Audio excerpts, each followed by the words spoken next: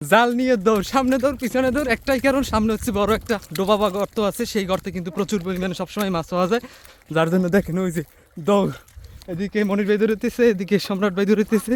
তো সম্রাট ভাই আগে চলে আসছে, এখন দেখা যাক কোন দল মাছ বেশি পায়। তো এই গর্তগুলোতে প্রচুর মাছ থাকে, এই যে এই যে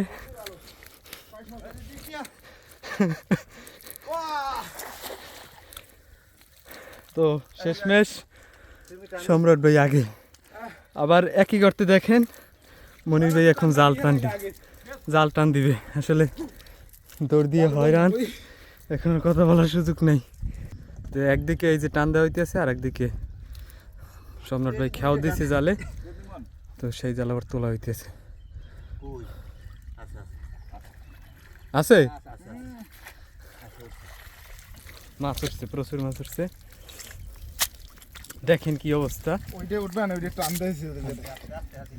এত দৌড় কিসের জন্য সেটা হয়তো এখন বুঝতে পারতেছেন, শুধুমাত্র এই যে এই মাছের জন্য, চিংড়ি মাছের জন্য এত কষ্ট, এত দৌড়ঝাঁপ। এরপরে দেখা গেছে শেষমেশ সম্রাট ভাই মাছ বেশি পাইলো, মনির ভাই বেশি একটা পাইলো না।